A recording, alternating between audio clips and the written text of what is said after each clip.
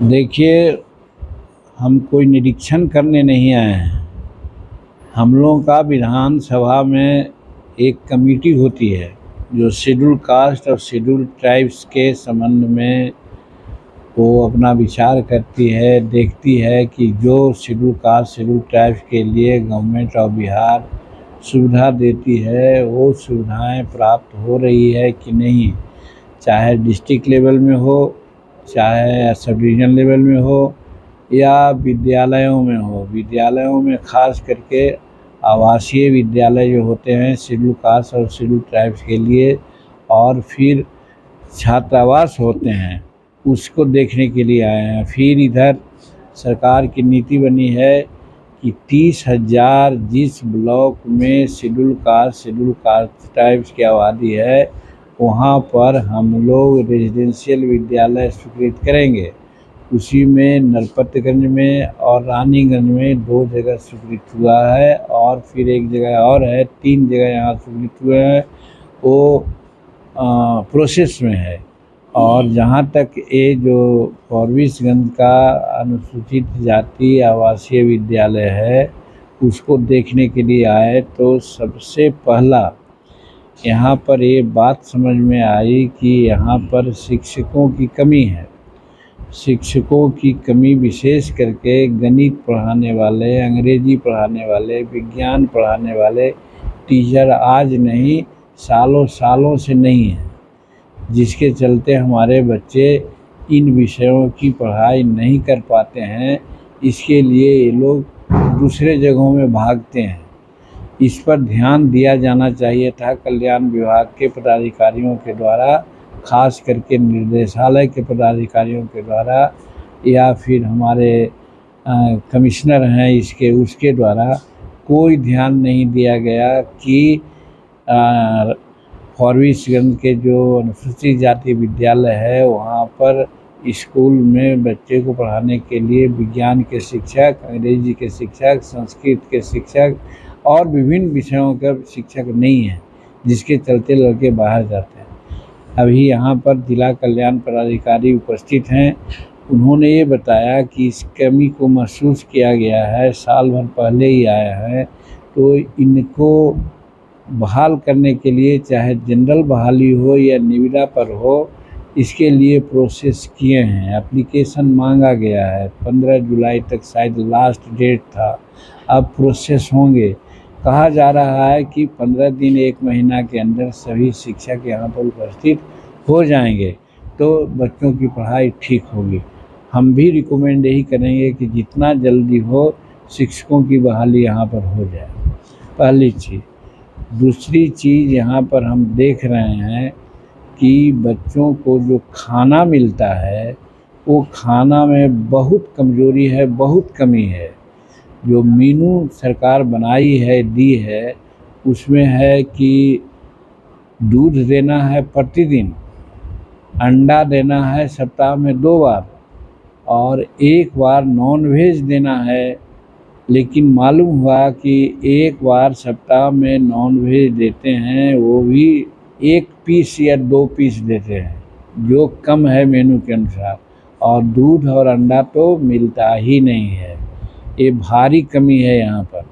इसके लिए यहाँ हम लोगों को निर्देश दिया है और हम लोग अपने अनुशंसा में गवर्नमेंट ऑफ बिहार के जो आयुक्त हैं उनको हम लोग लिखेंगे कि साहब मेनू के अनुसार खाना वहाँ नहीं मिलता है, इसके लिए आप क्या करते हैं। दूसरी बात खाना में ही है। खाना पहले होता था कि सरकार के द्वारा रसोइया दिए जाते थे, क्योंकि हम लोग भी शेड्यूल कास्ट रेजिडेंशियल विद्यालय से ही पढ़े हैं, छात्रावास से ही पढ़े हैं, तो वहाँ पर रसोइया होते थे, रसोइया खाना बनाते थे, रसोइया खाना खिलाते थे, हम लोग सिर्फ पढ़ते थे। यहाँ पर हम लोग देख रहे हैं कि रसोइया नहीं है और इसके एवज में आउटसोर्सिंग से खाना दिया जाता है। और आउटसोर्सिंग के लोग सब होते हैं दबंग किस्म के। अभी उनका एक चपरासी या उनका कोई ये था, उससे हम पूछ रहे थे तो लग रहा था कि वो कितना बड़ा पदाधिकारी है, ऐसा तड़ंग करके बोल रहा था कि हमको गुस्सा आई। कि ऐसा में तो इसको तो पीटना चाहिए। वो खाना कहा कि हम अंडा देते हैं, लड़के लोग कह रहे हैं कि अंडा नहीं देते हैं। वो कहता है कि हम दूध देते हैं, लड़के लोग कहता है कि दूध नहीं देते हैं। और रोटी तो मिलती ही नहीं है।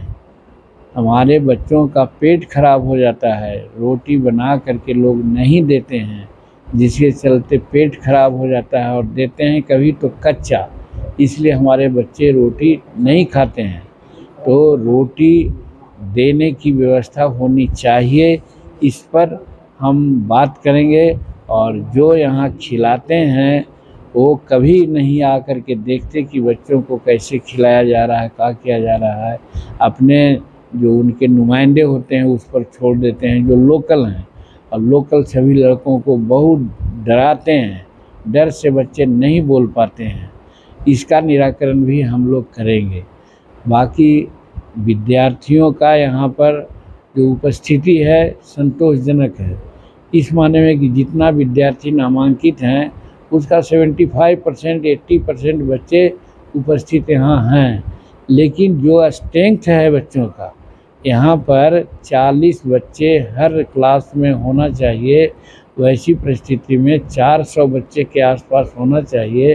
वो यहाँ बच्चे 200-250 हैं सिर्फ। ये एक कमी है। इसका कारण लोग बताया कि शिक्षक नहीं हैं, जिसके चलते बच्चे नामांकित नहीं होते हैं। ये यहाँ के शिक्षकों की कमी है। लोगों को जा करके गांव में लोगों को उत्साहित करना चाहिए, प्रोत्साहित करना चाहिए, बताना चाहिए कि बच्चे वहाँ पढ़ेंगे, खाएंगे, पिएंगे, अच्छी पढ़ाई होती है। इसकी कमी है, जिसके चलते यहाँ बच्चे फुल स्ट्रेंथ में नहीं है। जबकि दक्षिण बिहार में हम लोग देखते हैं कि जहाँ 60 बच्चे नामांकित होने की बात होती है, वहाँ पर 70 बच्चे आते हैं, 100 बच्चे आते हैं, स्क्रूटनाइज करना पड़ता है। और यहाँ 60 के जगह पर कभी 23, कभी 24, कभी 25 यही है। एक कमी है। इसका मतलब है कि यहाँ पढ़ाई ठीक से नहीं होती है, टीचर नहीं हैं, इसके चलते बच्चे नहीं आते हैं।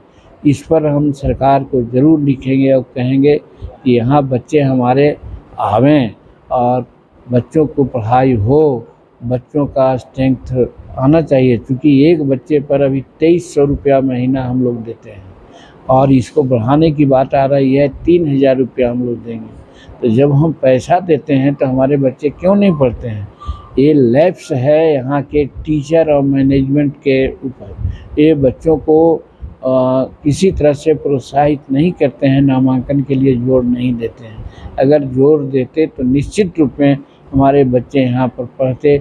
दूसरे जगहों में जैसे नामांकन के लिए काफ़ी लोग जोर लगाते हैं, तो यहाँ पर इसकी कमी है। हमने हिदायत दी है कि बच्चों को अब गांव में जा कर के और गार्जियनों को बुला करके काउंसलिंग कीजिए और बताइए कि हम इतनी सुविधा देते हैं, इतने बाल बच्चों को हम मौका देंगे पढ़ने का, तो लोग पढ़ेंगे।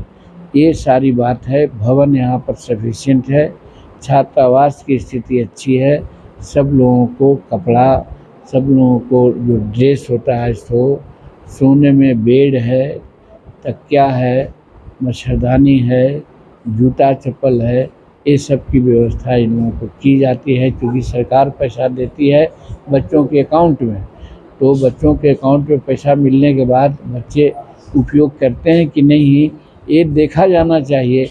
तो जो बच्चे भी बुलाए हम लोग 10, 15, 20 वो लोग सब ठीक नज़र आए। इसका मतलब है कि बच्चे उपयोग करते हैं। हालांकि इस पर ध्यान देना चाहिए।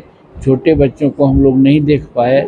छोटे बच्चे प्रथम क्लास, दूसरा क्लास, तीसरा क्लास, चौथा क्लास के बच्चे की स्थिति क्या है हम लोग नहीं देख पाए। लेकिन हमको ऐसी आशंका है कि सब गरीब के लोग होते हैं, अकाउंट में पैसा जाता है, उनके गार्जियन खर्च कर देते हैं। और जो एक रूप में एक रूपता होनी चाहिए ड्रेस में और पोशाक में, वो नहीं हो पा रही है, वो होना चाहिए। तो उसकी भी यहाँ पर कमी है। दूसरी सबसे बड़ा प्रॉब्लम यहाँ पर है कि जिस ज़मीन में ये विद्यालय बना हुआ है, वो ज़मीन किसी के द्वारा डोनेट किया गया है। कोई ऐसा डोनर है, वो डोनर अब कभी खाली करने के लिए दबाव डालते हैं और कभी ये कहते हैं कि हमारे पूर्वजों ने या हमारे लोगों ने ज़मीन दी है तो स्कूल का नाम हमारे पूर्वजों के नाम होना चाहिए। ये तार्किक और सरकार के नीति के अनुरूप उनकी मांग है। अगर एक आदमी या दो आदमी दिए हैं ज़मीन इसका, तो उनके नाम से विद्यालय माने अम्बेडकर विद्यालय के पहले अमुक आदमी का नाम जुटना चाहिए। ये मेरी अनुशंसा है और सरकार की नीति है। दूसरी बात है कि इसके चार दीवारी हैं, चार दीवारी टूटे हुए हैं, उसकी मरम्मती नहीं हो पाई है। बहुत मामूली काम है। इसका मतलब है कि भवन निर्माण के लोग या वेलफेयर डिपार्टमेंट के पदाधिकारी हैं, उनका ध्यान नहीं गया है। कल हम मीटिंग कर रहे थे तो मालूम हुआ कि हाँ, उस पर ध्यान गया है। डीएम के सामने भी बात आई है। डीएम ने भी कहा कि इसको हम लोग मरम्मती करा देंगे। तो एज ए होल हम एक बात जो यहाँ गलत पाया है वो है कि यहाँ के हेडमास्टर बहुत दिन से यहाँ पर हैं। शायद उनको आँख से या और कोई चीज़ में दिक्कत है और ये सुनने में आया है कि वो इंटॉक्सिकेशन के शिकार हैं। चाहे गुटखा हो, पान हो या शराब हो, वो प्रायः लेते देते रहे हैं। हम धन्यवाद देते हैं जिला कल्याण पदाधिकारी अररिया का। उन्होंने इस बात को डिक्टेट किया है, उनको वार्न किया है।